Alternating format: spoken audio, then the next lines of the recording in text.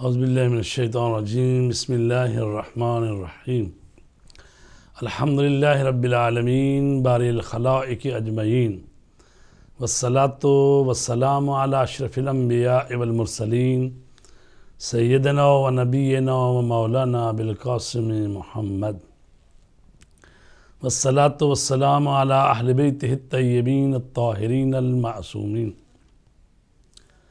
اما بعد، محترم ناظرین و سامعین، آپ کی خدمت میں سلام عرض کرتا ہوں. پروگرام شرعی مسائل لے کر آپ کا میزبان سید فدا حسین بخاری حاضر ہے. آج کا ٹاپک احکام میت ہے. اگرچہ ہم نے پچھلے پروگرام میں بھی اس کے بارے میں کچھ باتیں بیان کی ہیں اور کچھ رہ گئی تھیں، آج اس کو مکمل کرتے ہیں. ہم نے یہ بتا دیا کہ جب کوئی انسان احتضار کی حالت میں ہوتا ہے، اور احتضار کی حالت وہ ہوتی ہے کہ جب وہ حاضر ہے کہ اپنی روح کو پیش کر دے، یعنی وقت مرگ قریب آ جائے کسی کا، تو اس حالت کو کہتے ہیں حالت احتضار. تو اس وقت جو بھی اس کے پاس ہو، اس کو چاہیے کہ اس کو میت کو، ابھی مرا تو نہیں ہے، جو مرنے والا ہے، تو اس کو اس طرح سے لٹایا جائے کہ خانہ کعبہ کی طرف اس کے پاؤں ہوں اور منہ بھی اس کا خانہ کعبہ کی طرف ہو. یعنی اس طرح سے کہ جب اس کو بٹھایا جائے تو بالکل خانہ کعبہ کی طرف اس کا چہرہ ہو، یعنی رخ بقبلہ ہونا چاہیے، تاکہ وہ جان کنی کے مرحلے میں.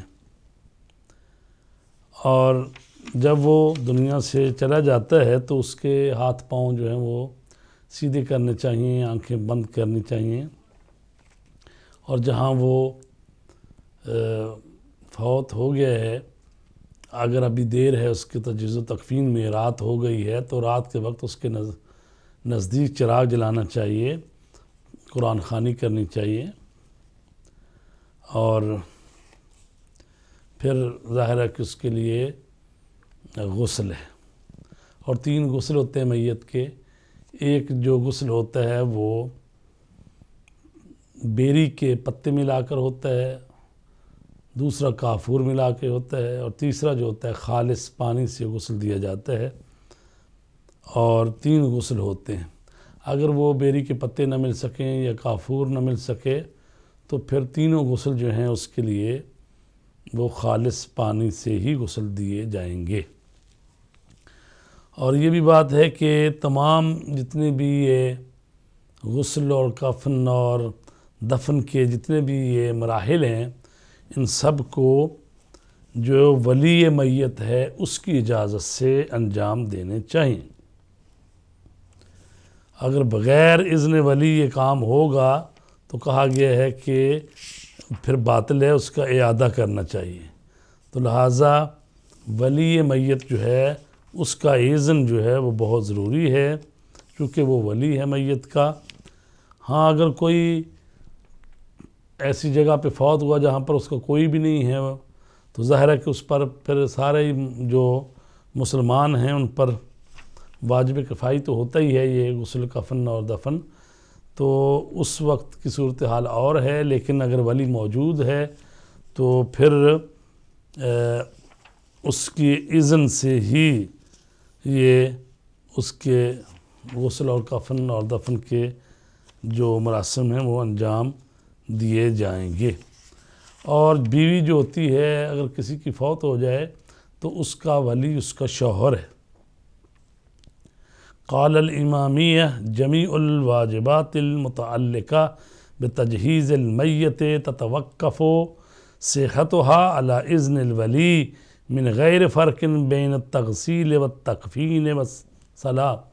یعنی جو بھی انجام دیے جائیں گے وہ ولی کے اذن پر ہی موقوف ہے.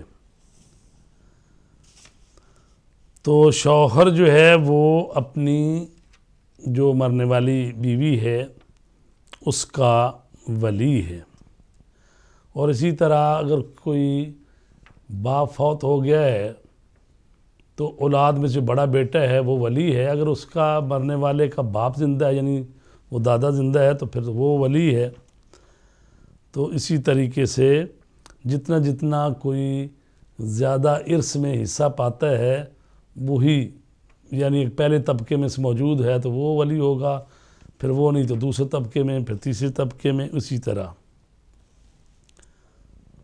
اور اسی طرح جو مرنے والا اگر وصیت کر جائے کہ میرا جنازہ مثلا فلاں مولانا پڑھائیں یا فلاں صاحب پڑھائیں، تو پھر جو وصیت کی گئی ہوتی ہے اسی وصیت کے مطابق عمل کرنا چاہیے۔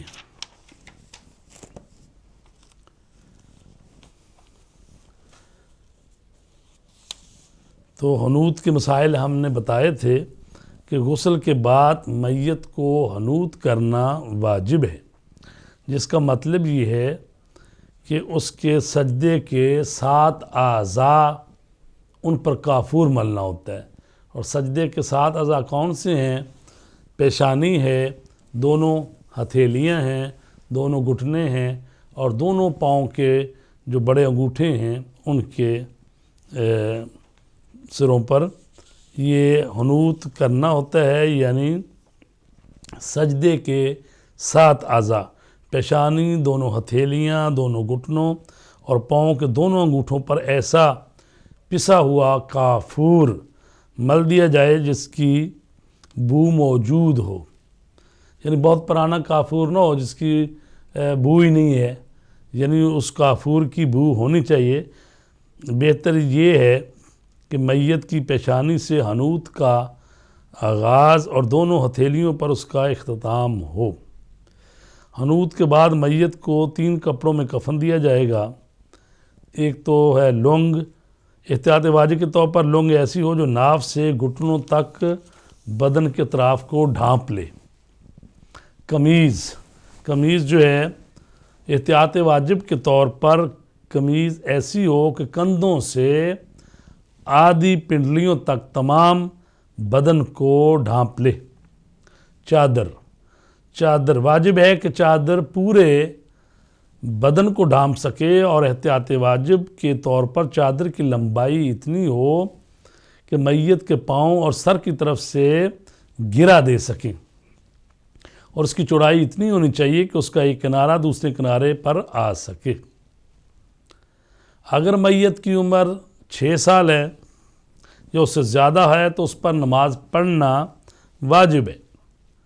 احتیاط واجب یہ ہے کہ جو بچہ نماز کو سمجھ سکتا ہو اس پر نماز پڑھی جائے، اگرچہ اس کی عمر 6 سال سے کم۔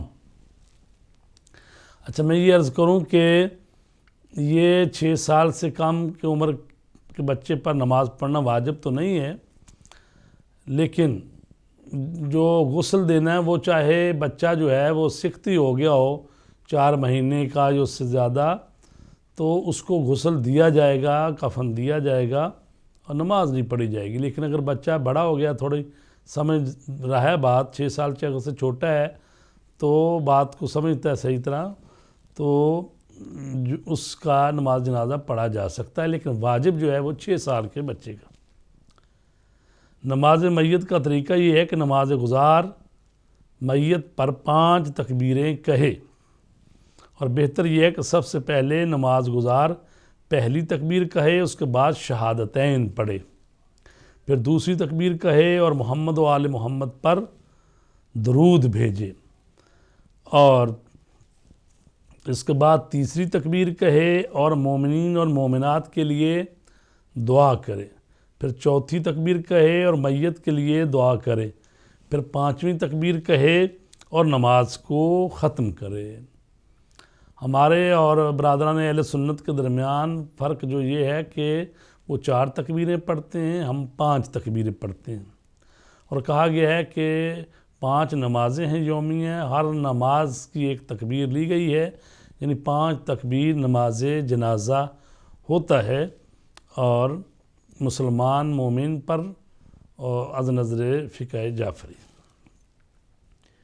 مسلمان کی میت پر نماز پڑھنے کے بعد اسے دفن کرنا واجب ہے، یعنی اسے زیر زمین قبر میں اس طرح دفن کیا جائے کہ وہ درندہ حیوانات سے محفوظ رہے اور اس کی بو نہ پھیلنے پائے اور لوگوں کو اس سے اذیت نہ ہو، اور اس کی قبر میں اس طرح رکھا جائے اسے دائیں پہلو کے بل رخ بقبلہ لٹایا جائے۔ قبر میں جب میت کو رکھا جاتا ہے تو اس طرح سے کہ اس کو پہلو کی جانب لٹایا جاتا ہے، اس طرح سے کہ اس کا منہ جو ہے وہ قبلہ کی طرف ہوتا ہے، دائیں پہلو کے بل اس کو لٹایا جاتا ہے۔ کافروں کے قبرستان میں مسلمان میت کو دفن کرنا جائز نہیں ہے، مگر یہ کہ قبرستان کا ایک حصہ مسلمانوں کے لیے مخصوص ہو۔ ہم دیکھتے ہیں کہ ان ملکوں میں ہم رہتے ہیں تو بعض جگہ پر یعنی ایک حصہ دوسرے لوگوں کے لیے، غیر مسلموں کے لیے ہے، اور ایک حصہ مسلمانوں کے لیے مخصوص کیا ہوا ہے، تو مسلمان کی میت کو مسلمانوں کے قبرستان میں دفنایا جائے گا اور یہ واجب ہے۔ یہ نہیں ہو سکتا کہ اس کو اہل کتاب عیسائیوں یہودیوں ان کی قبرستان میں یا دوسرے کوئی کافر ہیں ان کی قبرستان میں دفنائیں۔ اگر مسلمانوں کے قبرستان میں مسلمان میت کے دفن کے لیے جگہ نہ مل سکے اور اسے کسی مسلمان ملک منتقل کرنا بھی ممکن نہ ہو جہاں اسے دفنایا جائے، تو ایسی صورت میں مسلمان میت کو کافروں کے قبرستان میں دفن کیا جا سکتا ہے۔ یعنی یہ مجبوری کی صورت میں ہوگا کہ نہ تو وہاں پر کسی ایسا ملک ہے جہاں پر مسلمانوں کی قبرستان ہی نہیں ہے، تو پھر نہ ہی وہ اس کو ایسی جگہ لے جایا جا سکتا ہے جو مسلمان ملک میں لے جایا جا سکے، یا بعض دفعہ ایکسیڈنٹ یا کچھ ایسی حالت ہو جاتی ہے کہ وہ اس کو لے جایا نہیں جا سکتا دور، تو مجبوری ہے، تو اس صورت میں تو ہو سکتا ہے، وَإِلَّا اگر اختیاری حالت ہے تو پھر اختیاری حالت میں مسلمان جو ہے اس کو کافروں کے قبرستان میں دفن نہیں کیا جا سکتا۔ پیغمبر اکرم صلی اللہ علیہ وآلہ وسلم سے مروی ہے، فرمایا لا یاتی علی المیت اشد من اول لیلہ فرحموا موتاکم بالصدقہ فإن لم تجدوا فلیصلی احدکم رکعتین لہ یقرأ فی الاولی بعد الحمد آیت الکرسی وفی الثانی بعد الحمد سورة القدر عشر مرات فیقول بعد السلام اللہم صلی علی محمد وآل محمد وبعث ثوابہا الی قبر فلاں۔ رسول پاک نے فرمایا ہے کہ جو پہلی رات آتی ہے قبر میں وہ مرنے والے کے لیے بڑی شدید رات ہوتی ہے، بڑی سختی کی رات ہوتی ہے، تو آپ نے فرمایا فرحموا موتاکم بالصدقہ، تو اپنے مرنے والوں پر رحم کرو صدقہ دے کر۔ یہاں میں بات بتاؤں کہ ایسا ہوتا ہے اکثر کہ جب کوئی مرنے والا بیمار ہوتا ہے تو اس وقت تو اس کے لیے صدقہ دیا جاتا ہے کہ بچ جائے، لیکن جب وہ فوت ہو جاتا ہے تو اس وقت کو ایسی کوئی بات کم ہی کی جاتی، جبکہ کہا گیا ہے رسول پاک صلی اللہ علیہ وآلہ وسلم کی طرف سے کہ جب تمہارے مرنے والے مر جاتے ہیں تو ان پر رحم کرو صدقہ دے کر، یعنی ان کی طرف سے صدقہ دو، خیرات کرو، لوگوں کو جو احتیاج رکھتے ہیں ان کو دو اور اس کا ایصال ثواب کر دو ان کے نام جو مرنے والے ہیں۔ فرحموا موتاکم بالصدقہ فَإِن لَمْ تَجِدُوا، اگر یہ نہیں کر سکتے فَلْيُصَلِّ أَحَدُكُمْ رَكَعَتَيْنِ، تو پھر تم میں سے ہر کوئی 2 رکعت نماز پڑھے، کہ پہلی رکعت میں حمد کے بعد آیت الکرسی پڑھی جائے گی اور دوسری رکعت میں حمد کے بعد 10 مرتبہ سورہ اِنَّا أَنزَلْنَاهُ فِي لَيْلَةِ الْقَدْرِ پڑھا جائے گا، اور جب یہ 2 رکعت نماز پڑھی جائے تو اس کے بعد پھر محمد و آل محمد پر درود بھیجنا ہے اور اللہ کی بارگاہ میں یہ التماس کرنی ہے کہ وَبْعَثْ ثَوَابَهَا إِلَىٰ قبر فلاں، پروردگار اس کا ثواب فلاں کے نامہ اعمال میں درج کر دے، اس کے قبر کو میں یہ 2 رکعت نماز بخشتا ہوں، اور اس کا نام لینا چاہیے جس کے لیے آپ نے 2 رکعت نماز پڑھی ہے، اور اس کو کہتے ہیں نماز وحشت کہتے ہیں اس کو، چونکہ پہلی جو رات ہے قبر میں اس میں انسان کو بڑی وحشت ہوتی ہے، ظاہر ہے دنیا میں وہ مانوس ہوتا ہے اور اپنے رشتہ داروں، عزیزوں، اولاد کو، بیوی کو، بچے کو، یا بیوی مری ہے تو وہ شوہر کو، اس طرح باقی عزیزوں کو سب کو چھوڑ کے آتا ہے، تو بڑی یہ جو رات ہے پہلے والی، اور یہ سوال و جواب کی رات بھی ہے، سوال و جواب بھی ہوتے ہیں اور منکر نکیر بھی آتے ہیں، تو کہا گیا ہے کہ یہ نماز وحشت اس کے لیے پڑھی جائے۔ میت پر قبر کی پہلی رات سے زیادہ سخت اور دشوار گزار وقت نہیں گزر سکتا۔ اپنے مرحومین پر رحم کرو اور ان کے نام پر صدقہ دیا کرو، اور اگر ایسا نہ کر سکو تو میت کے ایصال ثواب کے لیے 2 رکعت نماز پڑھو، جس کی پہلی رکعت میں سورہ الحمد کے بعد 1 مرتبہ آیت الکرسی، اور دوسری رکعت میں سورہ الحمد کے بعد 10 مرتبہ انا انزلنا پڑھیں، اور سلام پھیرنے کے بعد یہ جو میں نے ابھی دعا بتائی ہے کہ اللہم صلی علی محمد و آل محمد وابعث ثوابہا الی قبر فلاں، تو یہ کام جو ہے یہ ضروری ہے، کرنا چاہیے۔ الحمدللہ آج کل یعنی مومنین جو ہیں کافی مسائل سے آگاہ ہو رہے ہیں، تو نماز وحشت کے لیے تو کافی وہ تاکید کرتے ہیں، جب مرنے والا مرتا ہے تو اس وقت بھی اعلان کیا جاتا ہے، پھر ٹیکسٹ میسج چل جاتے ہیں کہ بھی جو جانتا ان کو کہ جی پڑھیں جی 2 رکعت نماز وحشت کے، لیکن وہ جو پہلی والی بات ہے نا صدقہ دینا، اس کو ذرا بھول جاتے ہیں کہ جو مرنے والا ہے اگر تو بیچارہ چلیں کوئی نہیں چھوڑ کے گیا جائیداد تو پھر تو ٹھیک ہے، لیکن اگر کوئی صاحب جائیداد ہے مال شال چھوڑ کے گیا تو پھر اس کے لیے صدقہ وغیرہ بھی کرنا چاہیے، اور تاکہ وہ مالی جو ہے وہ بھی اس کے لیے صدقہ ہو، اور پھر اس کے لیے نماز وحشت قبر ہی پڑھی۔ چھوٹی سی بریک کے بعد حاضر ہوتے ہیں۔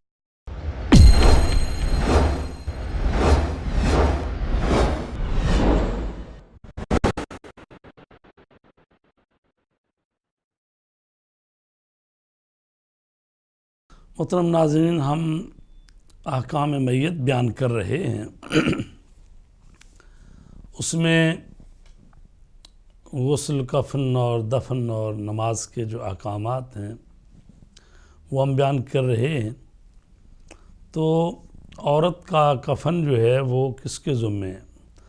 تو یہ از نظر فقہی عورت کا کفن جو ہے اس کے شوہر کے ذمہ ہے، کیونکہ وہی اس کے نان و نفقے کا ذمہ دار تھا۔ اب وہ اس کی اہلیہ فوت ہو گئی ہیں تو اب اس کا کفن اس کے شوہر کے ذمہ ہے، اور وہی اس کی قیمت ادا کرے گا۔ بعض جگہ پہ یہ بنی ہیں رسمیں کہ جناب وہ خاتون فوت ہو گئی ہے تو اب اس کے جو والدین کی طرف سے یا اندر سے کفن آئے، نہیں، کفن جو ہے وہ شوہر کے ذمہ ہے۔ اور اسی طرح اگر کوئی ہو گیا ہے شہید خداوند عالم کے دین کے راستے میں لڑتے ہوئے، تو اس کے لیے کفن کی اور غسل کی ضرورت نہیں ہے، اس کو اسی کپڑوں میں دفن کیا جائے گا۔ جی السلام علیکم۔ جی السلام علیکم۔ کیسے مزاج جناب؟ جی الحمدللہ، کون میرے بھائی بول رہے ہیں؟ جناب میرا نام مختار عباس ہے، میں نے آپ سے ایک سوال کرنا ہے۔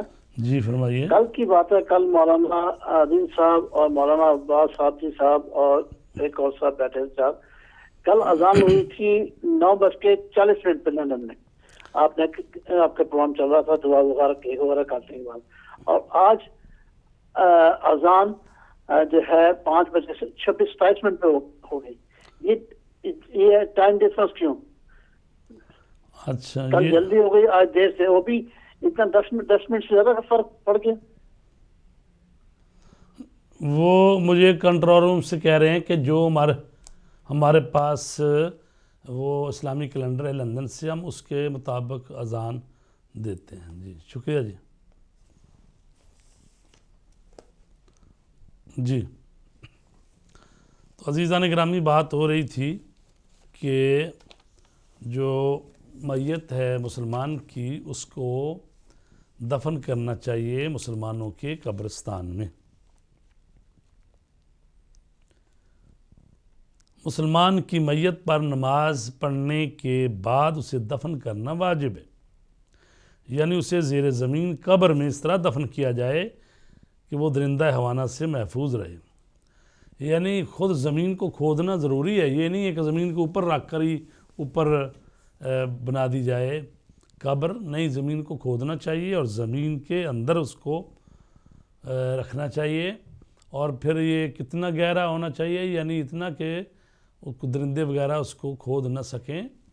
یعنی انسان کے وہ کاندھے تک تقریباً، یعنی 4-4.5 فٹ ہو جائے، اچھی بات.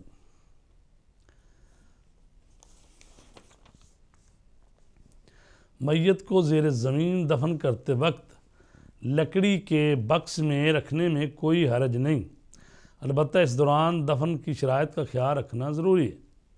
ان شرائط میں سے ایک یہ ہے کہ اسے دائیں پہلو کے بل قبلہ رخ رکھا جائے. یعنی تابوت میں دفن کرنا جائز ہے، اور ان ملکوں میں خصوصاً UK، یورپ، ادھر تو لکڑی کے تابوت میں ہی دفن کیا جاتا ہے. اور بعض جگہ پر تو بہت زیادہ زمین جو ہے وہ نمی والی ہوتی ہے، بعض جگہ پانی رسرا ہوتا ہے، تو تابوت میں رکھ کر دفن کیا جاتا ہے. البتہ یہ ضروری ہے کہ تابوت میں بھی جب رکھا جائے تابوت کو قبر میں، تو جو میت ہے اس کو پہلو رخ لٹا کے، یعنی اس کا منہ جو ہے وہ قبلے کی طرف ہونا ضروری ہے. سوال یہ کیا گیا ہے کہ اگر کسی غیر اسلامی ملک میں مسلمان کا انتقال ہو جائے جس میں مسلمانوں کا کوئی قبرستان نہ ہو، اور اسے کسی اسلامی ملک لے جا کر دفنانا ممکن ہو لیکن خرچ بہت زیادہ آتا ہو، تو کیا ایسی صورت میں مسلمان میت کو کافروں کے قبرستان میں دفن کرنا جائز ہوگا؟ اس صورت میں مسلمان کو کافروں کے قبرستان میں دفن نہیں کیا جا سکتا.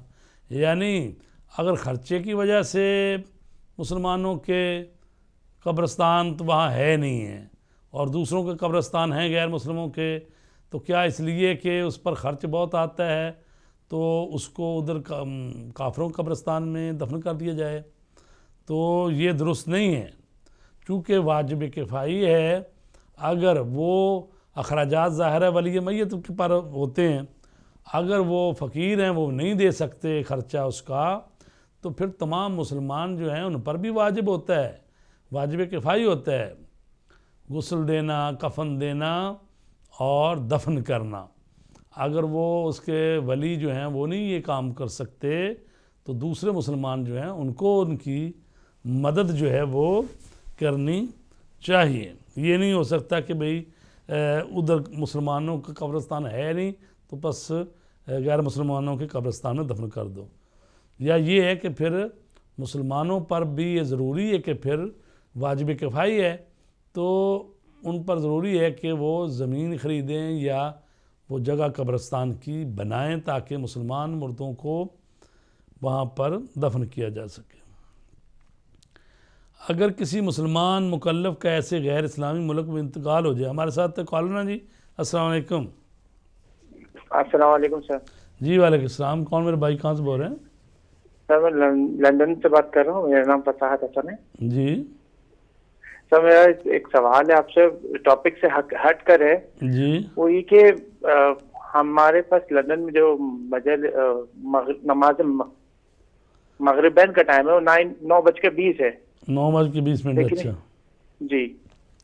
لیکن میں جب بھی لائیو ٹیلی ویژن پہ مطلب ہمارے ہدایت چینل پہ ہمارے چینل پہ دیکھتا ہوں تو یہ کبھی نہیں ہوتا، بہت زیادہ ٹائم پر مغرب کی اذان ہوتی ہے.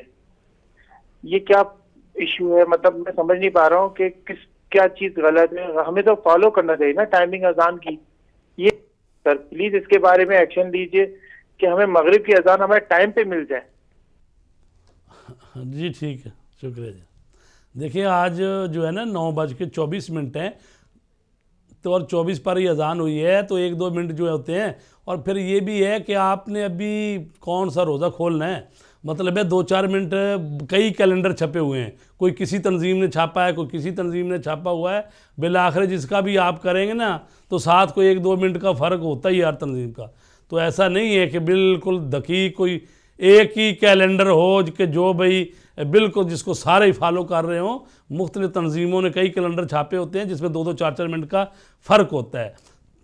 تو مطلب یہ ہے کہ کبھی کل اگر ایسا ہو بھی گیا ہے کہ مطلب کو چل رہی تھی بات یا کوئی، تو بعض دفعہ ایسا ہو جاتا ہے.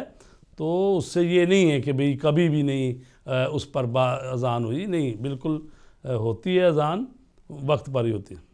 جی بہرحال ہم آپ کا شکریہ ادا کرتے ہیں کہ آپ نے دقت سے آپ دیکھتے ہیں اور نوٹس بھی لیتے ہیں. بہت شکریہ آپ کا. تو عزیزان گرامی، اگر دیار غیر میں مرنے والے مسلمان کا کوئی وارث نہ ہو تو اس کی تجہیز و تکفین کے فرائض کون انجام دے گا؟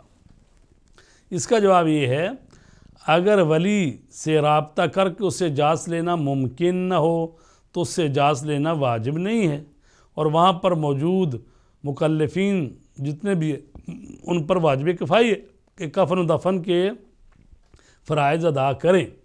مثلا ایک شخص رہتا ہے ادھر ہے اور اس کا ولی کسی دوسری ملک میں رہتا ہے، اگر تو رابطہ ہو سکتا ہے ولی کے ساتھ تو ٹھیک ہے، رابطہ کر کے اسے پوچھ لینا چاہیے بھی یہ آدمی آپ کا فوت ہو گیا ہے تو آپ بتائیں کہ کس طرح کرنا ہے، کس نے اس کا غسل و کفن کرنا ہے اور جنازہ کس نے پڑھنا ہے، یعنی وہ سارے کام. لیکن اگر وہ رابطہ نہیں ہو رہا تو بہرحال مسلمان کو دفن تو کرنا ہے، دیر زیادہ تو نہیں کی جا سکتی. تو لہٰذا پھر سارے مسلمان ہی جو ہیں ان پر واجب کفائی ہے کہ اس کے کفن و دفن کے فرائض انجام دیں. سوال ہے، اگر شہر مسلمانوں قبرستان نہ ہو جس میں مسلمان کا انتقال ہوا ہے تو اسے مسلمان ملک منتقل کر کے دفنانے کے اخراجات کون برداشت کرے گا؟ کیا ترکہ کو وارثوں میں تقسیم کرنے سے پہلے اس میں سے تجہیز و تکفین کے اخراجات منہا کیے جائیں یا ترکہ کے تیسرے حصے سے نکالے جائیں گے؟ اگر تیسرا حصہ موجود ہو یا کیا کسی اور مد سے اخراجات پورے کیے جائیں گے؟ یہ سوال کیا گیا ہے، اور اس کا جواب یہ ہے کہ جب تک مرنے والا یہ وصیت نہ کرے کہ تجہیز و تکفین کے اخراجات ترکہ کے تیسرے حصے سے نکالے جائیں، انہیں اصل ترکہ میں سے نکالا جائے گا. باقی ماندہ کو وارثوں میں تقسیم کیا جائے گا، اور اگر وصیت کی ہو تو تیسرے حصے سے نکالے جائیں گے. بعض دفعہ ہوتا ہے کہ میت جو ہے، مرنے والا جو ہے وصیت کر جاتا ہے کہ میرے جو کفن و دفن اور یہ جو آئیں گے بعد میں اخراجات یا مثلا سارے ثواب کی کو محفل کو مجلس کو قرآن خوانی یا کچھ نمازیں وغیرہ جو بھی اس کے امور ہوں، تو اگر وہ وصیت کر گیا ہے اپنی جائیداد میں سے تیسرے حصے کی تو اس میں سے لیے جائیں گے. لیکن اگر وصیت نہیں کی ہوئی تو پھر ظاہر ہے کہ پہلے جو ترکہ چھوڑ گیا ہے اس میں سے اخراجات ادا کیے جائیں گے، اور اس کے بعد جو ہے پھر باقی ماندہ جو ہے وہ وارثوں میں تقسیم ہوگا. آج کل غیر مسلم ممالک میں مسلمانوں کی آبادی اور ان کی نسل روز بروز بڑھتی جا رہی ہے. ان حالات کے پیش نظر اگر ہمیں یہ یقین ہو کہ ایک نہ ایک دن کوئی نہ کوئی مسلمان کافروں کے قبرستان میں دفن ہوگا، کیونکہ سب مسلمان تو اپنے مرحومین کی میتوں کو دفنانے کے لیے اپنے ملک بھیجنے کی استطاعت نہیں رکھتے، اور کچھ لوگ ویسے بھی تسامح اور تساہل سے کام لیتے ہیں، ان حالات میں کیا صاحب حیثیت مسلمانوں پر واجب ہے کہ مسلمانوں کے لیے قبرستان کی جگہ خرید کر دیں؟ تو اس کا جواب جو ہے مجتہد کی طرف سے وہ یہ ہے، مسلمان میت کو کافروں کے قبرستان کے علاوہ اس کی حیثیت کے مطابق کسی جگہ دفنانا اور اسی طرح کے دیگر مراسم ولی پر واجب ہوتے ہیں، جو ولی میت ہے اس پر واجب ہوتے ہیں۔ اگر مرنے والے کا کوئی وارث نہ ہو یا وہ اس فریضے کو انجام دینے سے انکار کرے یا اسے بجا لانے سے عاجز ہو تو تمام مسلمانوں پر یہ عمل جو ہے واجب کفائی ہے، اور اگر پہلے سے زمین کا کوئی ٹکڑا خریدے بغیر اس واجب کفائی پر عمل کرنا ممکن نہ ہو تو اس زمین کے حصول کی کوشش کرنا واجب ہے۔ یعنی اگر کوئی نہیں ہے ذریعہ اس مرنے والے کے ولی کے پاس، یا وہ پہلی بات تو یہ ہے کہ اس کے پاس پیسے نہیں ہیں یا وہ کر نہیں سکتا، یا ویسے یہ ہوتا ہے کہ بعض ولی جو بد ہوئے ہوتے ہیں، بے دین قسم کے ہوئے ہوتے ہیں، ان کو کوئی پرواہ نہیں ہوتی کہ چونکہ ولی میت جو ہے یہ تو نہیں کر سکتا کہ بھئی اب اس کو اٹھا کے غیر مسلمانوں قبرستان میں دفن کرنا شروع کر دے، کیونکہ باقی جو مسلمان ہیں وہ اس پر وہ رکاوٹ ڈالیں گے کہ بھئی یہ مسلمان ہے اور اس کو مسلمانوں کے قبرستان میں دفنانا چاہیے۔ السلام علیکم جی۔ وعلیکم السلام قبلہ۔ جی وعلیکم السلام، کون میرے بھائی، کہاں سے بول رہے ہیں؟ جی میں امیر حسن بول رہا ہوں لندن سے۔ جی فرمائیے۔ تو قبلہ یہ عرض یہ پوچھنا ہے کہ یہ جو میت کے بارے بتا رہے ہیں، جیسے اگر ایک آدمی مر جاتا ہے اور یعنی اس کے جو ولی ہوگا اس کی ادھر بیوی ہوگی جو جسے اجازت دی جائے گی، تو اگر اس کے ماں باپ جب فوت ہو چکے ہیں اور اس کے بھائی ہیں وہ کہیں کہ ہم نے یہ میت جو ہے یہ پاکستان میں دفن کرنی ہے یا مطلب ہے کہیں بھی دفن کرنی ہے، تو جو ولی ہوں گے اس کے بھائی ہوں گے یا اس کی بیوی ہوگی جس سے اجازت دینی ہوگی جو یہاں پر ہوگی؟ ٹھیک ہے، ذرا تفصیل سے بتائیں۔ جی ایسا ہے کہ یہ جو سوال آپ نے کیا ہے کہ یعنی اگر کوئی شخص مر گیا ہے۔ جی السلام علیکم جی۔ جی وعلیکم السلام۔ جی کون میرے بھائی، کہاں سے بول رہے ہیں؟ جی سر میں برمنگھم سے بول رہے ہیں۔ جی فرمائیے، کون اس میں گرامی کیا ہے؟ جی میرا نام زاہد ہے۔ جی فرمائیے، سوال کیا ہے؟ سوال یہ ہے سر کہ جس وقت دور اسلام کا وقت تھا، میں نے ٹی وی کی آواز بالکل بند کر دیا ہے تاکہ ہماری آواز میں خلل نہ پڑے، باقی دنیا بھی سن سکے، جی کہ جب مسلمانوں نے دنیا میں تبلیغ کا کام کیا، بہت سارے مسلمان ادھر ادھر شہید ہو گئے، فوت ہو گئے، تو کیا ان کی لاشیں، ان کے میت، ان کو واپس لانا ضروری تھا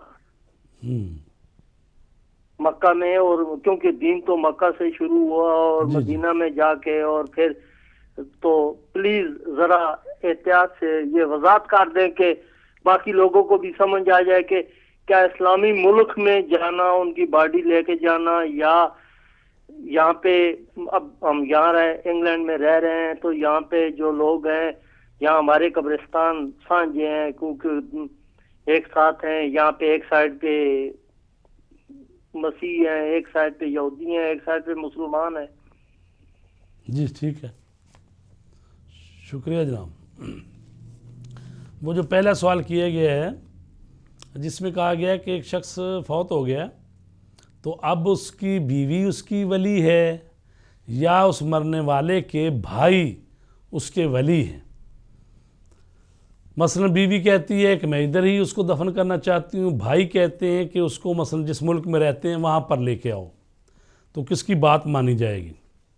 بات یہ ہے کہ جب مرنے والا کوئی شخص مر گیا تو اس کی اگر اولاد ہے تو جو بڑا بیٹا ہے وہ اس کا ولی ہے، بیوی ولی نہیں ہے بلکہ وہ بیٹا ولی ہے۔ اگر کوئی دادا زندہ ہے، دادا تو وہ ولی ہے، وہ نہیں ہے تو پھر بیٹا ولی ہے۔ تو وہ بیٹا جو ہے وہ جو فیصلہ کرے گا نا ولی میت وہ ہے۔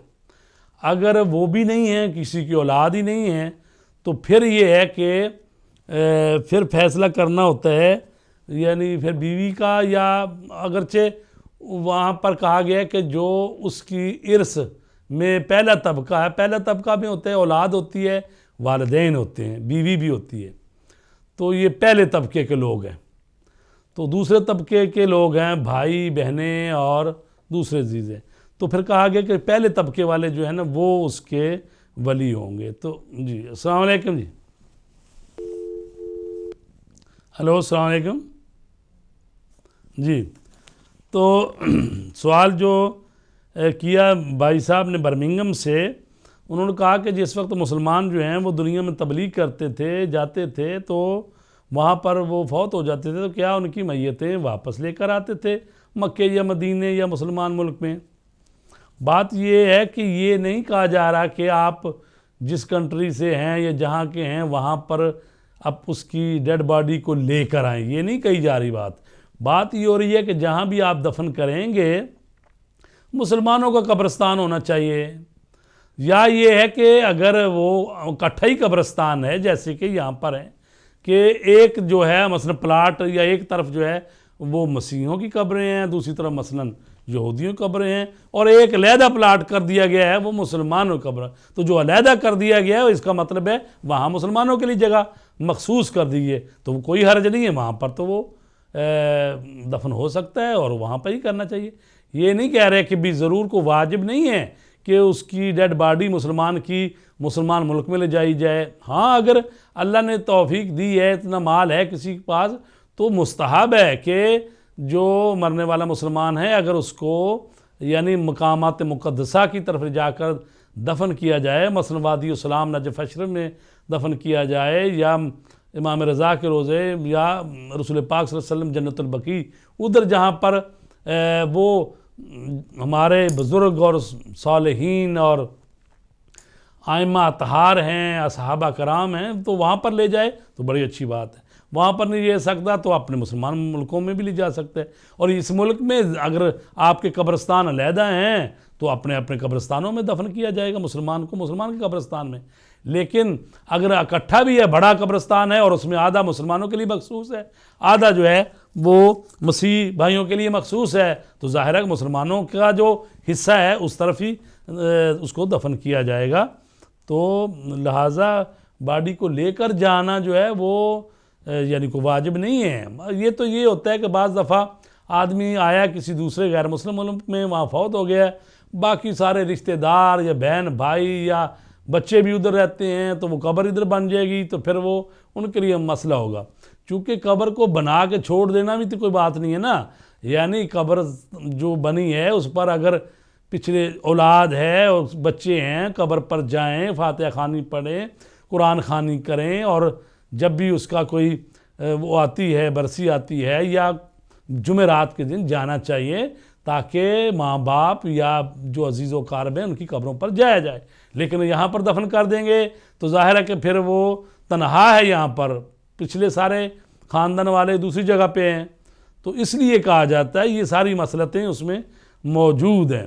اور پھر یہ بھی ہے کہ مسلمان کو مسلمان کے قبرستان میں دفن کرنا چاہیے، وہ چاہے بڑے قبرستان میں ایک مخصوص حصہ ہو، چونکہ قیامت کے دن جو مردے اٹھیں گے تو پھر جہاں جہاں کس کو دفن ہوا ہے اگر مسلمانوں میں دفن کیا تو مسلمانوں سے اٹھے گا، اسی طرح دوسرے کسی فرقے کا یا دوسرے مذہب کا جو ہے غیر مسلم تو اس میں سے اٹھے گا۔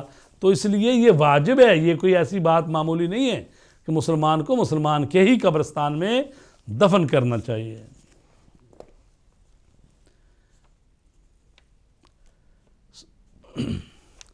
مسلمان کی میت کو غیر اسلامی ملک جہاں وہ فوت ہوا ہے کہ مسلمان کے قبرستان میں دفن کرنا بہتر ہے یا اس کو کسی اسلامی ملک میں منتقل کرنا بہتر ہے جس کے لیے کافی اخراجات برداشت کرنے پڑتے ہیں؟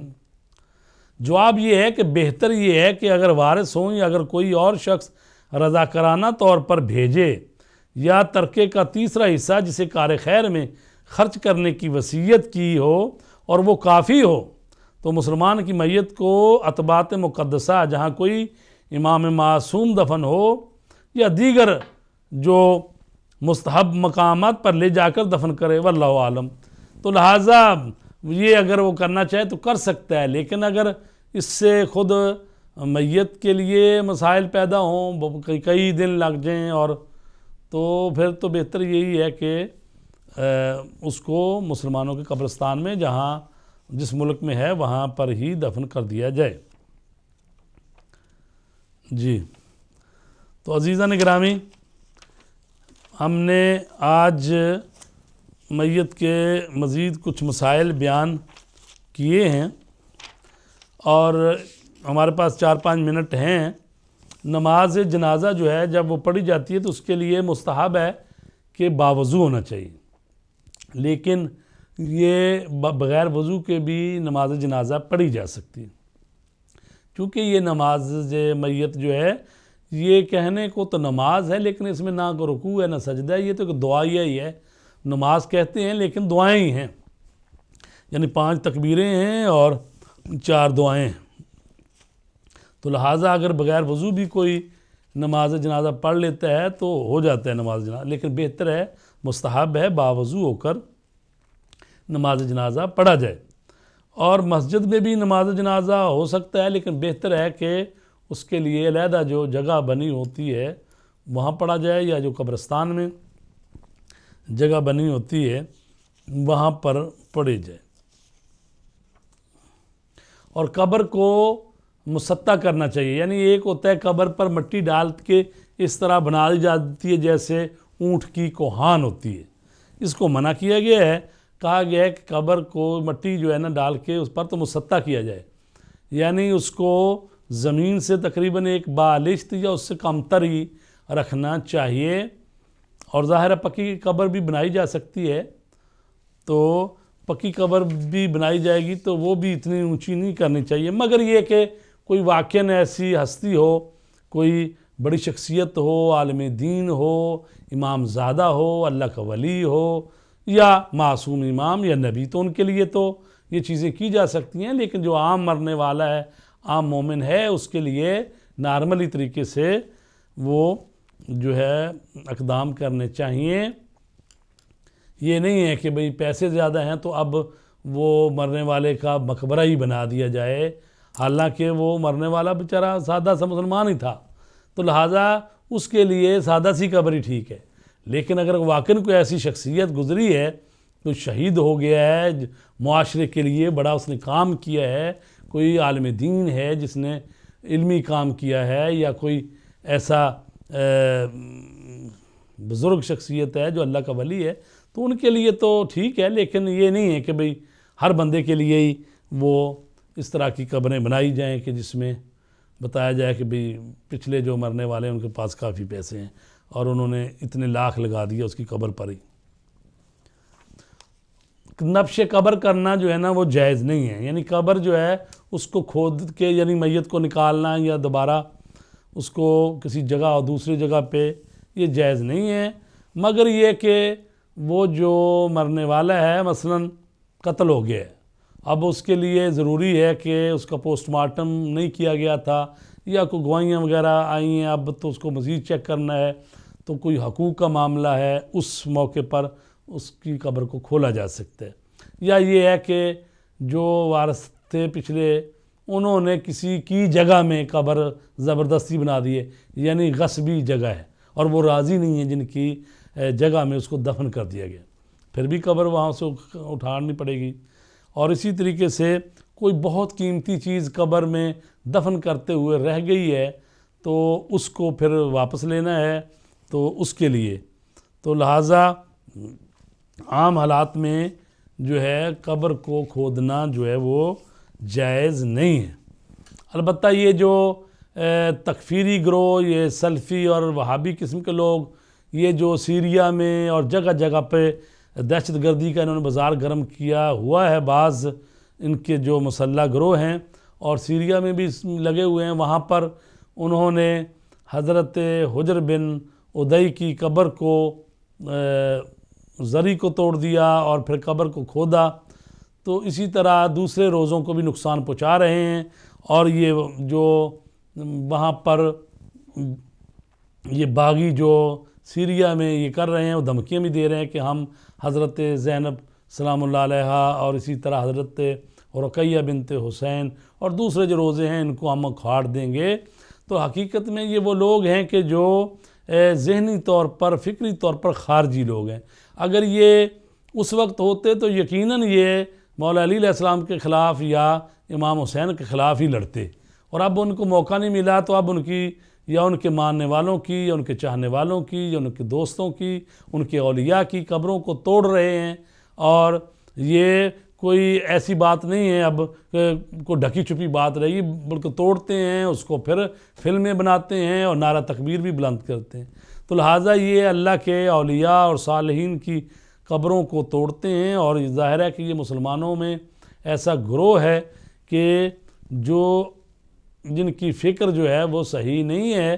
وہ سمجھتے ہیں کہ ہم جو اپنا دین رکھتے ہیں اپنی سوچ اور فکر کے مطابق، اسی کو دوسروں پر تلوار کے زور پر یا بندوق کی نالی دکھا کر یا ڈرا دھمکا کے یا مار کے قتل کر کے اپنا جو سوچ اور فکر ہے ان پر مسلط کریں.